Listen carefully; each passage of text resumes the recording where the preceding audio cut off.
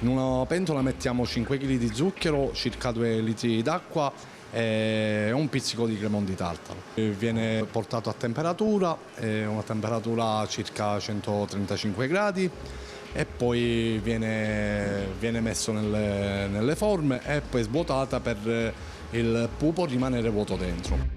Poi dopo aver fatto tutto bisogna farle asciugare e quando si asciugano poi si escono subito dalla forma. La cosa più importante intanto è la cottura, perché se tu non riesci a prendere la cottura come è giusto prenderla non possiamo realizzare un pupo di zucchero. Non vi aiutate con termometri, c'è un modo tutto peculiare di capire se lo zucchero è pronto da usare oppure no? No, allora noi la temperatura la prendiamo con le dita a capire la temperatura del pupo di zucchero, non usiamo un termometro. Le forme di gesso le realizzo io, o direttamente se ho il personaggio tipo che ti posso dire in gomma, allora mi viene più facile, altrimenti con la gilla devo scolpire il personaggio, poi farlo asciugare e poi fare la forma in gesso.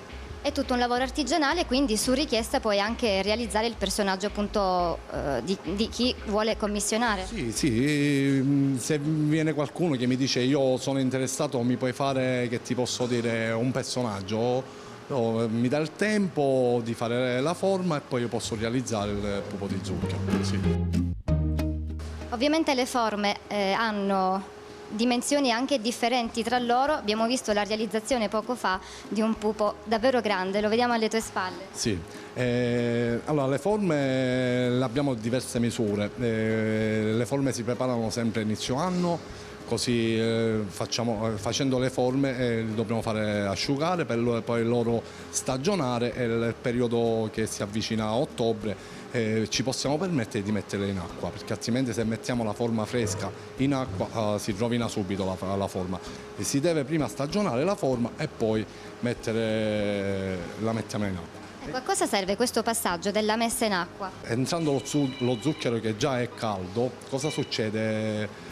Si asciuga la forma e poi non scivola più il soggetto, si rompe il pupo di zucchero. Vediamo questo liquido bollente versato all'interno delle forme che poi però vanno subito anche svuotate. Sì, vengono subito svuotate, ripeto, perché il pupo di zucchero rimane vuoto dentro. E poi si asciuga quasi subito, nell'arco di pochi minuti.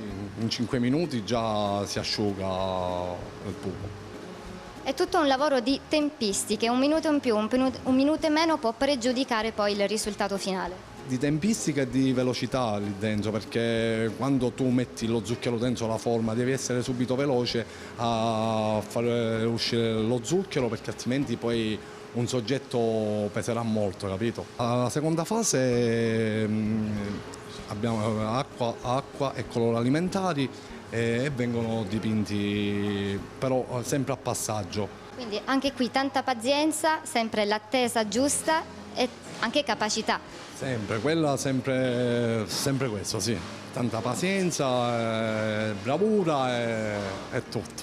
Anche un pizzico di creatività da parte di chi va a decorare. Quello soprattutto, devi sapere pure impostare i colori, che se tu è come ci vestiamo noi, il pupo lo devi mettere come, se io mi metto la magliettina bianca gli metto le scarpe così il pupo pure. Con un gioco di parole possiamo dire che l'opera viene impupata davvero ad arte. Sì, impupata ad arte, sì, vero. E poi terzo passaggio? Il terzo passaggio è la decorazione, viene decorata e prepariamo noi la grassa che trulli l'uova con zucchero impalpabile e viene fatta la decorazione. Poi subito dopo, asciugata la decorazione, viene messa sotto vuoto, in pellicola sottovuota, etichettata, data di produzione, data di scadenza e poi pronta per distribuirla alle pasticcerie, panifici, ristoranti e tutto. Qual è la durata di un pupo di zucchero? Allora, la durata noi mettiamo un anno di scadenza nell'etichetta, però io ho statuette di zucchero da 40 anni pure, perché io ogni anno che finisco prendo un pupo di zucchero, lo metto da parte e dico questa è stata creata nell'anno 2022. C'ho pupi di zucchero da 40 anni pure conservativo. Meraviglioso questo scaffale alle nostre spalle perché c'è una carrellata di pupi di tantissimi tipi, perché dicevamo proprio prima, poi entra in gioco la moda di anno in anno, i gusti, anche le richieste dei clienti, quindi vediamo tanti tipi di pupi di zucchero. Questi sono pronti per lasciare anche la Sicilia. Questi vanno nelle pasticcerie, bar, panifici e pure in Alto Italia. Abbiamo avuto richieste anche a Roma, a Milano e poi questi li troverete anche al Museo di Marsiglia. Abbiamo un'esposizione al Museo di Marsiglia con i nostri pupi di zucchero. Riescono a rapire il cuore anche degli stranieri. Come no, ma quello soprattutto, specialmente quelli che stanno fuori dall'Italia quando vedono i pupi di zucchero. Diverse persone ci vengono a trovare qua che sono da fuori e prendono i pupi di zucchero.